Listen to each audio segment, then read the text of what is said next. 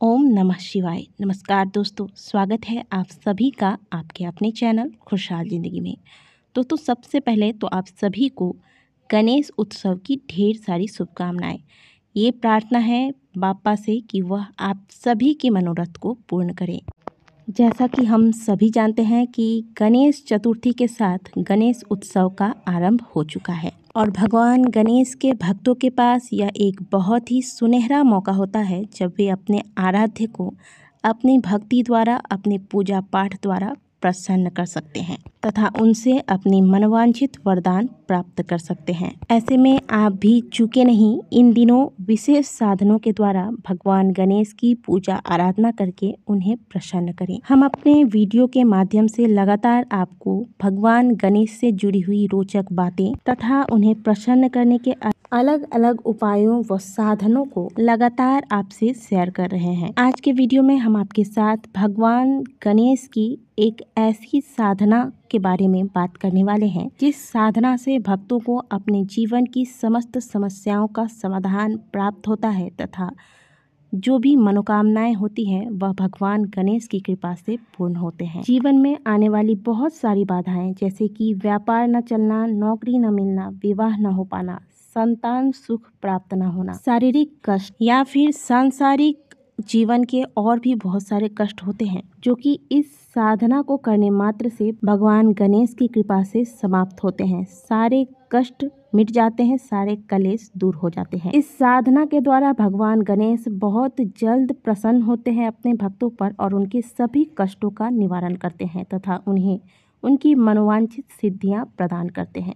तो चलिए जानते हैं इस साधना के बारे में। वैसे तो भगवान गणेश की यह साधना आप किसी भी बुधवार से शुरू कर सकते हैं क्योंकि बुधवार का दिन भगवान गणेश को समर्पित होता है।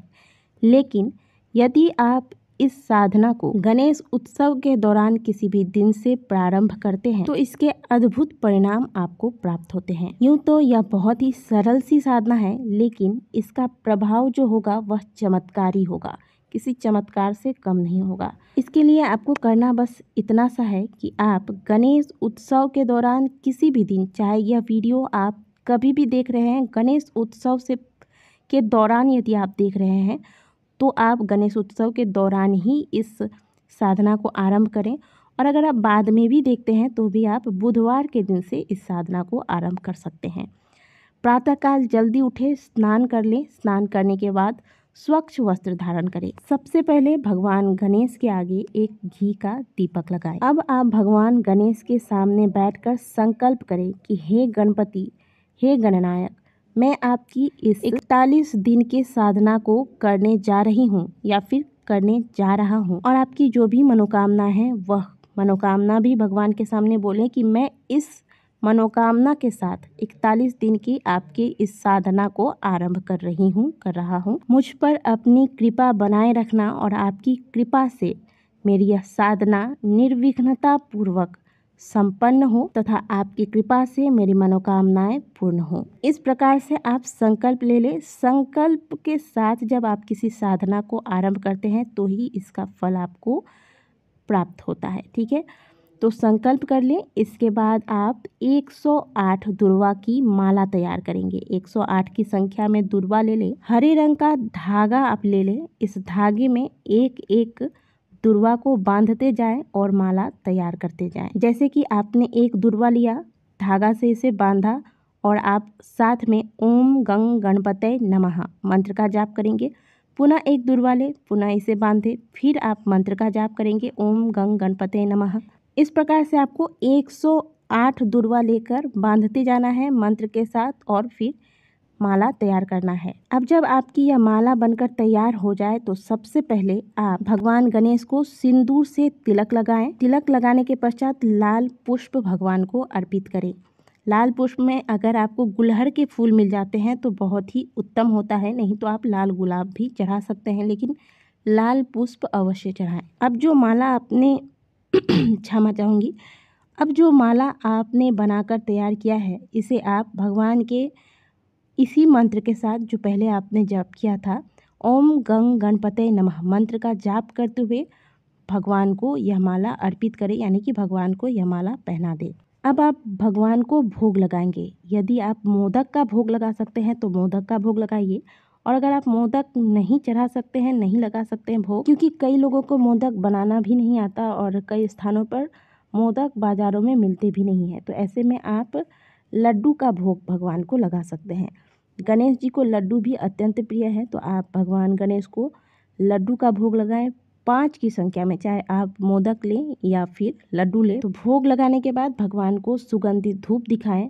अब भगवान के समक्ष बैठकर 11 माला ओम गंग गणपते नमः मंत्र का जाप करें। जाप करने के लिए आपको तुलसी के माला का इस्तेमाल नहीं करना है। आमतौर घरों में मंत्र जाप के लिए तुलसी माला का इस्तेमाल किया जाता है, लेकिन आपको यहाँ पर ध्यान देना है कि आप रुद्राक्ष की माला से जाप करें, या फिर आप स्फटिक की माला का भी इस्तेमाल कर सकते हैं।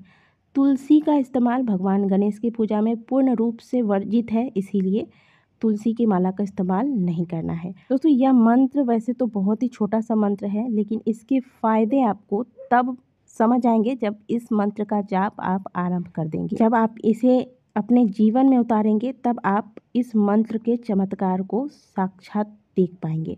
तो इस विधि से आपको लगातार 41 दिन तक भगवान गणेश की पूजा करनी है।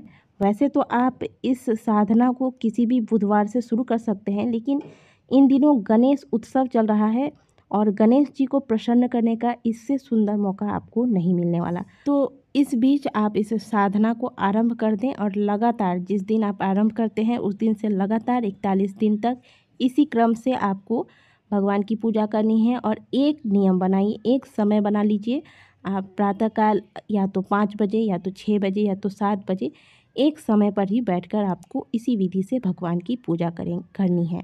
41 दिन तक आप लगातार जब भगवान गणेश को दुर्वा की माला मंत्रों के जाप के साथ तैयार करके अर्पित करते हैं, 5 मोदक या लड्डू का भोग लगाते हैं, मंत्रों का जाप करते हैं, तो आप देखेंगे कि आपके जीवन की बड़ी से बड़े संकट तो यूं ही टल जाएंगे। साथ ही आपकी जो भी मनोकामनाएं होती हैं, जिस कामना के साथ आपने साधना को किया है, वह शीघ्र अतिशीघ्र भगवान गणेश की कृपा से पूर्ण होती है।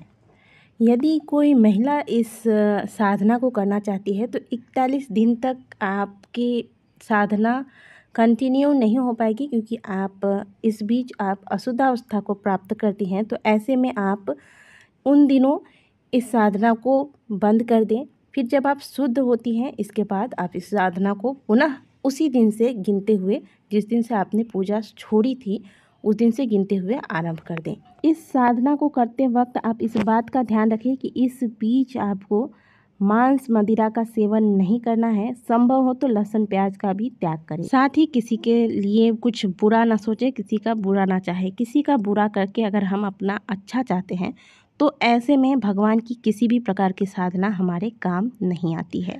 तो इन नियमों का पालन आपको अवश्य करना है इस साधना के दौरान। बड़ी ही सुंदर और सरल सी साधना है, कर लीजिए इन्हें आप इस गणेश उत्सव के दौरान और अपने आराध्य को प्रसन्न करके उनकी कृपा को प्राप्त कर लीजिए। वीडियो अच्छी लगी है तो वीडियो को लाइक जरूर कीजिएगा। कमेंट बॉक्स में गणपति बाप्पा मोरया अवश्य लिखिएगा।